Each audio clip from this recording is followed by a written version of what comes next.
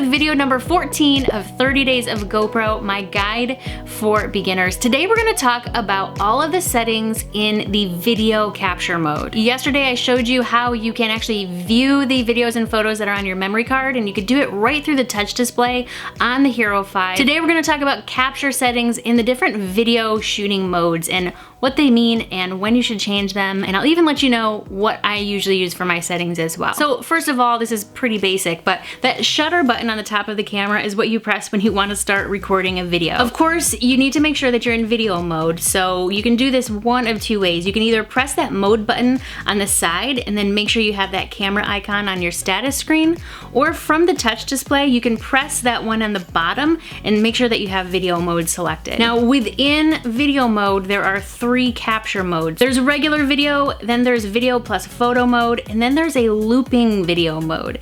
And then each of those capture modes has their own settings. So let me cover what each of these modes does, and then we'll get into the settings. So regular video capture mode is for traditional video capture, just the way you'd probably expect it to be. By default, the settings are 1080p, 60 frames per second with a wide field of view. The video plus photo mode enables you to capture photos at set intervals while you are recording a video. And the default setting on this is an interval of one photo every 5 seconds. This would be useful if you knew that you wanted to have some still photos along with some video footage of the same thing. So it's kind of doing two things at once for you there. Looping video is designed so that you can continuously record video, but only save the moments that you want. So let me explain what that means. Let's say you're gonna go fishing and you wanna make sure that you capture the moment when you actually catch a fish. Now you're not gonna wait until you have a fish on your line to press the record button on your GoPro, right? By default, looping is set to 5 minutes. So when you have looping turned on,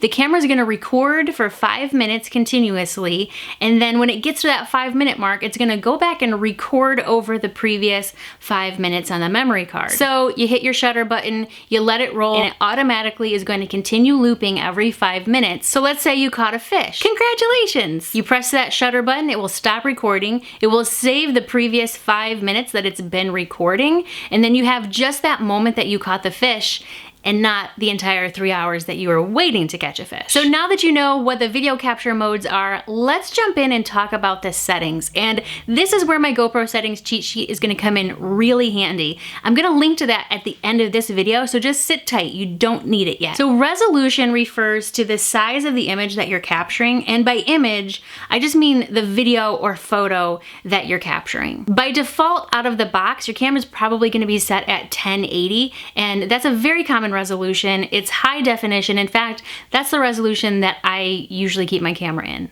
The benefit of using a lower resolution is smaller file sizes, and on the GoPro at lower resolution, you have some more options with things like frame rates, which I'll get to in just a second. Now, a lot of people make a big deal about 4K resolution, and to be honest with you, my computer can't even handle editing 4K resolution. I'm not creating blockbuster hits, I'm not a cinematographer, so for the most part, I stay away from 4K. So to change the resolution of the video that you're gonna record, from the touch display, you wanna hit that 1080 button on the bottom, and then across the top you have the options for 4K, 2.7K, 2.7K 4:3 ratio, 1440, and then on the very bottom you have 1080, 960, 720, and 480. Are you still with me? I'm reading from my iPad.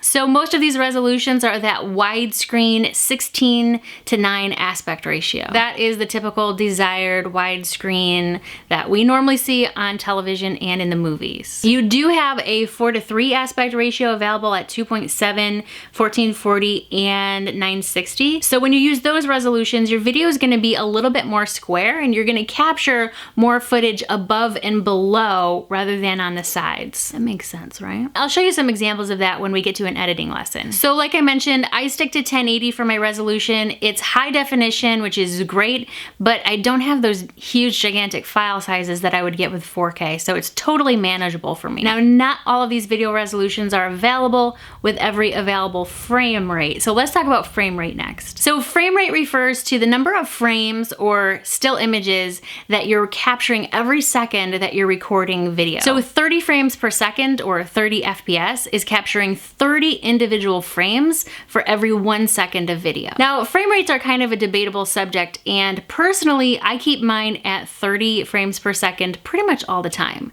Why? There's a couple reasons. First of all, I'm usually shooting family videos and kind of low-key stuff. I don't shoot like sporting events or action stuff. We don't go like bungee jumping or anything, so 30 frames a second is usually perfect for me. Now, some people shoot at 60 frames per second by default because they feel it offers a better quality video. Personally, I cannot tell the difference between 30 frames per second and 60 frames per second. I've tried and they both look the same to me. But even if you can't tell the difference or you just don't have a personal preference, there is an advantage to shooting 60 frames per second over 30, and that is if you are capturing fast action, sports, things where things are moving really quickly, then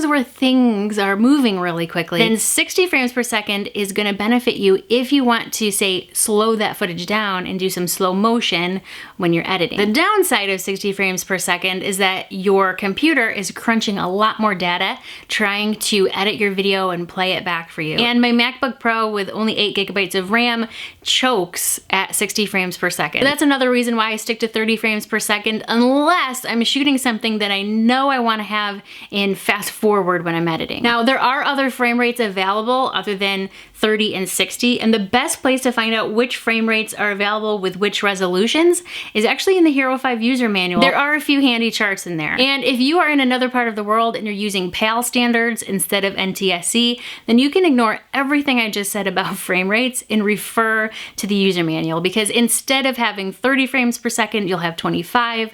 Instead of having 60 frames per second, you'll have 50. I wish I could explain that better, but to be honest, I don't quite understand it myself. So let's talk about field of view, which is often abbreviated as FOV, which is hard to say out loud, FOV. But when you see it in the user manual, you need to know that FOV stands for field of view. This essentially refers to how wide of an angle you're gonna capture when you're shooting. So GoPros are kind of known for having a very wide angle lens, because usually if you're using a GoPro, you're capturing something, you want to get as much of the image around you as you can. And a result of that wide angle is the fisheye effect. The wider your field of view, the more fisheye your footage is going to be. So your options for field of view are super view, wide, medium, linear, and narrow. Not all of these fields of view are available with every resolution and every frame rate. So again, refer to your user manual if you want to see the charts. Now, before I had my Hero 5 Black, I would usually keep my field of view set to medium, because wide was a little too fisheye and narrow was a little too narrow. So I would choose medium, like Goldilocks. It was just right, you know? But with the Hero 5, we have that linear field of view, so your camera kind of takes that wide angle and flattens it out for you. So wide field of view is kind of gonna give you a wide shot, so you have kind of a periphery over here. And then medium is gonna bring it in a little more, and then narrow is obviously gonna bring it in a little more. And what super view does is it takes the tallest angle at that 4:3 ratio and stretches it to a wide angle, so it kind of packs the most pictorial punch, so to speak. Now, earlier in this video, I mentioned the photo plus video capture mode and the looping mode, and you can change the interval for those modes right in the bottom part of that touch display. So with photo plus video mode, your options are to take one photo every 5, 10, 30, or 60 seconds. And then with the looping mode, the available intervals are 5, 20, 60, and 120 minutes. And there is a max option, which means that it's going to fill up your entire memory card and then just start over again once it's full. Okay, I think that was enough settings for today. When in doubt, do what I do, stick to 1080, 30 frames per second, linear field of view, and you should be good to go. So stick around for tomorrow. We're gonna talk about photo settings, which is gonna sound like a breeze compared to everything we just covered today. So hit that subscribe button and give that video a big thumbs up while you're at it. And don't forget to grab the GoPro Settings Cheat Sheet from back in video number 1, which I'll link to now, or you can hit the link below this video. Bye.